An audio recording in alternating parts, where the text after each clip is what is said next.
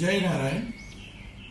નારાયણ વિદ્યા વિહાર એની સ્થાપના કાળથી જ ભારતીય સંસ્કૃતિ, સંસ્કાર અને સાહિત્ય વિશે વિશેષ રીતે કામ કરે છે.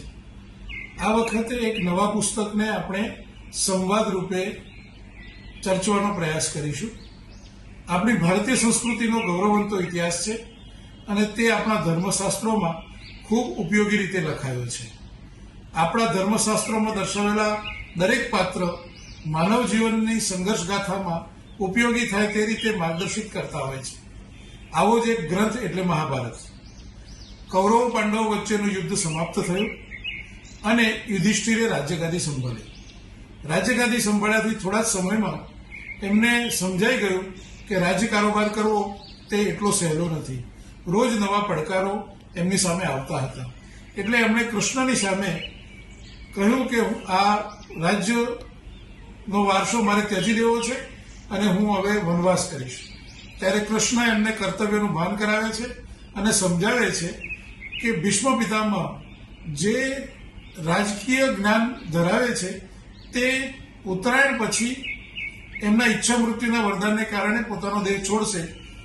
એ થતા પહેલા આપણે એમને મળીએ અને આ જે શાસન વ્યવસ્થા છે એને સમજીએ. તેથી કૃષ્ણ, યુધિષ્ઠિર અને પાંડવો ભીષ્મ પિતામહ પાસે જઈ અને પ્રાર્થના કરે છે કે તેમને રાજ્યાસન વિશે વાત કરો. એટલે ભીષ્મ પિતામહ એમને સુચારુ સંચાલનની દરેક બાબતો શીખવે છે અને તે વાત જેમાં લખાઈ છે મહાભારતમાં એને આપણે શાંતિ પર્વ નામે ઓળખીએ છીએ.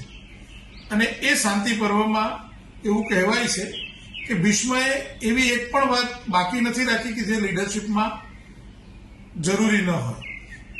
આ ઉપરાંત એમાં સ્ટ્રેસ મેનેજમેન્ટ, વ્યવસ્થાપન અને કોમ્યુનિકેશનની પણ ઘણી વાતો કરવામાં આવી છે.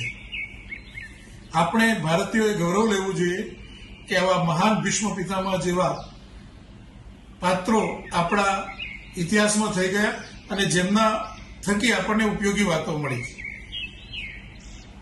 આવું જ એક પોતાનું જીવન મૂલ્યાંકન કરતા મૂળ સૌરાષ્ટ્રના અને હાલ અંકલેશ્વરમાં નિવાસ કરતા એવા N.K. નાવડિયા સાહેબ કે જે આ પુસ્તકથી પોતાના જીવનનું મૂલ્યાંકન કરી રહ્યા છે, તેમની સાથે મળીને આપણે આ અંકિત દેસાઈ લખિત પુસ્તક લીડરશિપ પર્વ આરંભ ઉપર ચર્ચા કરીશું, જેને આપ સૌ નારાયણ વિદ્યા વિહારની યુટ્યુબ ચેનલ પર 15 એપ્રિલથી માણી શકશો.